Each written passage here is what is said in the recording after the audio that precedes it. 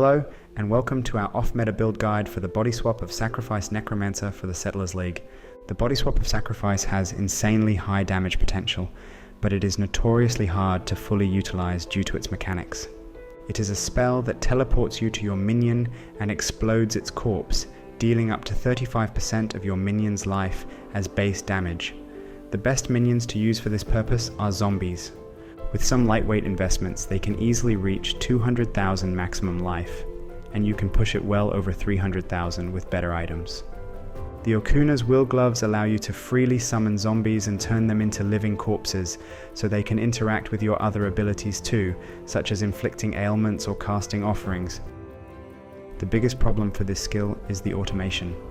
Here we took advantage of the weapon enchant that triggers fire spells on hit, available for one-handed axes in Settlers League, combined with the Squire Shield to improve the damage, and a secondary setup used to summon zombies with extra life. The zombie setup is more flexible.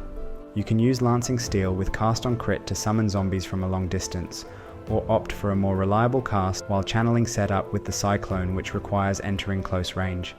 Playing without the weapon enchant is possible, but it won't be as efficient as two separate specialized setups. The base damage for BODYSWAP is ridiculously high, but scaling it can be quite problematic as it is not affected by modifiers for spell damage. You will have to opt for generic sources or critical strikes. The most impactful is improving the maximum life of your minions, as it directly affects the base damage of the explosion. As a Necromancer, you can easily cap your block chance with the Bone Offering. Other defenses are quite typical. You will have plenty of maximum life, a high chance to evade attacks, and recover life via leech. Your damage is very high, so you can easily sacrifice it to build up more defenses if you prefer so. The clear speed can be fast, but random teleports make it easy to lose control over your character, slowing you down. It is much more chaotic than the famous Flicker Strike.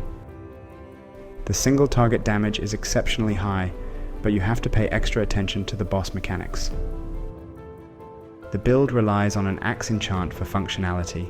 Other items are mostly optional, as the build achieves very good damage even with basic defensive gear, but we wouldn't recommend it for new players.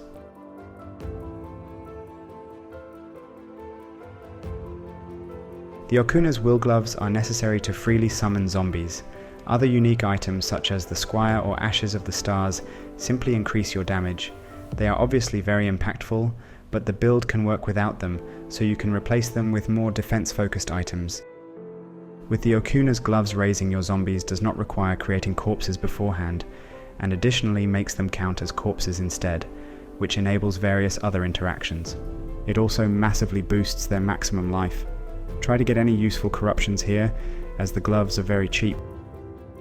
With the Squire Shield, you can add 3 extra support gems to your main setup.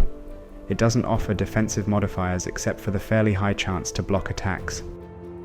The Diala's Malefaction armor is focused purely on the offense. It will raise the gem levels or quality of your skills depending on the socket colors. Use it to boost your zombies and the triggering attack of your choice. If you prefer a more defensive approach, the Doppelganger Guy's armor is a perfect candidate.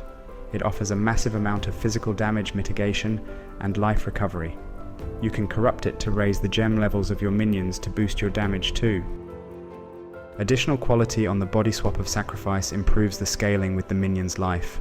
It is also useful for your other utility skills, such as adding movement speed for Cyclone or increasing the projectile amount of Lancing Steel.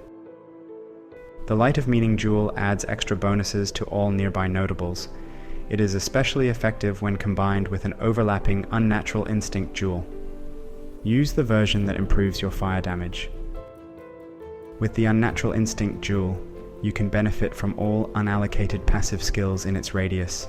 It will grant you the additional effects added by the Light of Meaning Jewel. The Watcher's Eye is used mostly for the Clarity modifier that offers a lot of flat mana cost reduction.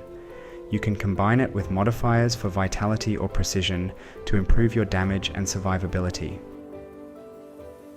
Other than the usual maximum life, resistances, and enough attributes for gem requirements, you will need bonuses to your minion's life, critical strike chance and multiplier, and possibly mana cost reduction or cooldown recovery rate. Minion and crit modifiers are rarely used together, so you might need to craft the gear by yourself. With the Settler's exclusive enchant, you can reliably trigger any fire spell by simply hitting an enemy with any attack. It can be only used on a one-handed axe, which does not roll modifiers that benefit fire spells naturally, so you will have to use influence and essence modifiers to boost your damage.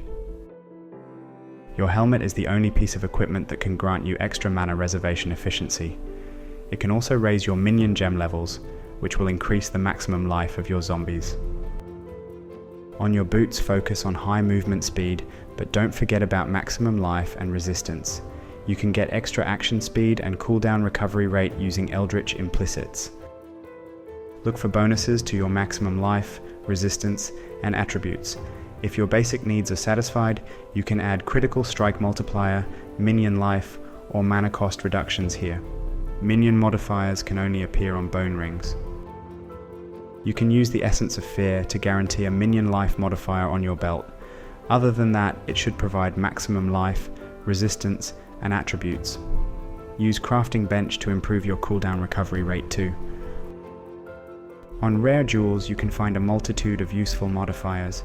Look for maximum life bonuses for you and your minions, critical strike multiplier for fire or elemental skills, and various resistances or attributes. An Abyss jewel socketed in your belt can provide the same modifiers as the aforementioned regular rare jewel, but to a lesser extent. You can also look for flat mana regeneration or useful corruptions. The most important notable on a large cluster jewel is the Doriani's Lesson, which grants you Life Leech. Other notables are of less importance, but you should aim for the Prismatic Heart for extra resistance. 2 medium cluster jewel are your best source of minion life. You can use a simple version with 2 useful notables, or opt for an advanced version with an increased effect of small nodes and additional modifiers attached to them. The Bottled Faith is a very powerful flask that greatly improves your damage by raising your critical strike chance and increasing the damage taken by enemies standing on the consecrated ground it creates. For your remaining flasks, we recommend a usual defensive setup with a life flask to remove bleeding effects. For their magic modifiers, look for additional critical strike chance, evasion rating, and curse or stun avoidance.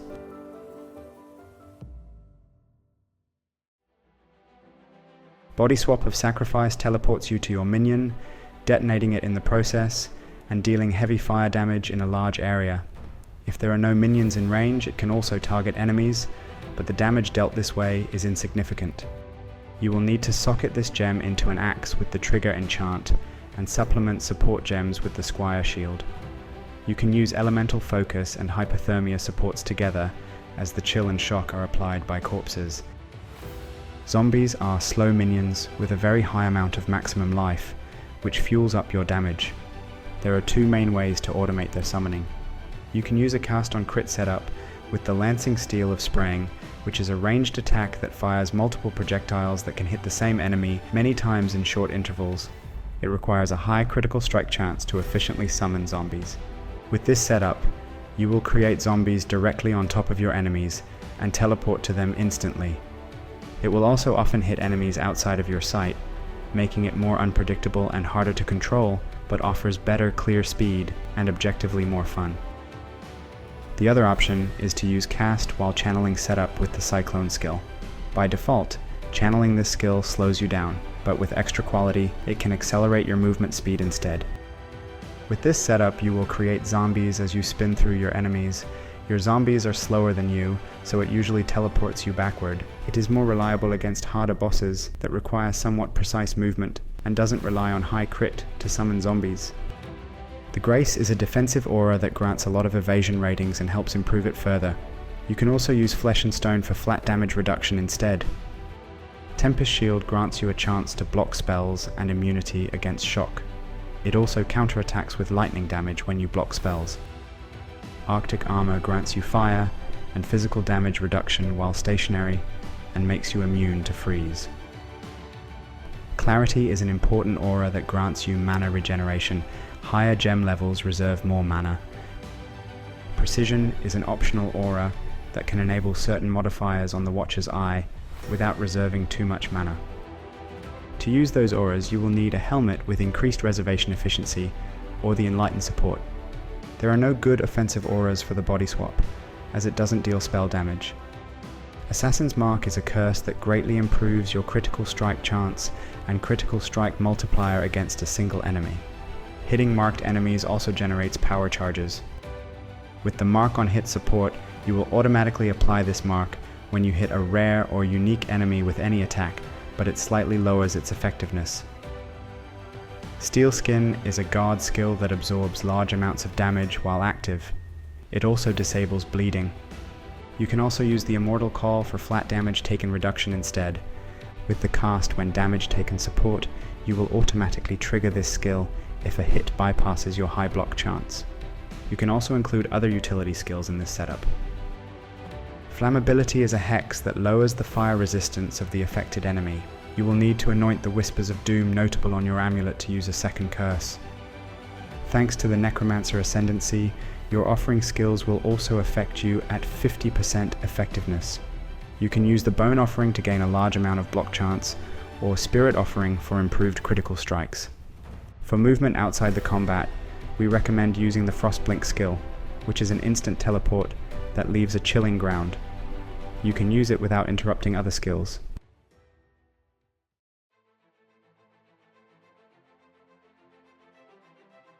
Killing all bandits for one additional passive point is the best option, but you can help Alira to ease your gearing process instead. Your high block chance doesn't work for damage over time effects, so we recommend picking up Soul of Arakali as your major Pantheon power to reduce the damage you take from those effects. With the Soul of Ralakesh as your minor Pantheon power, most bleeding effects will be barely noticeable. You can also opt for the Soul of Shikari to counter poison effects. The build doesn't work without the necessary items. We recommend completing the campaign with the typical minion setup, as you will pick up many minion notables anyway. For more leveling tips and a suggested leveling passive tree, visit the written guide on the website.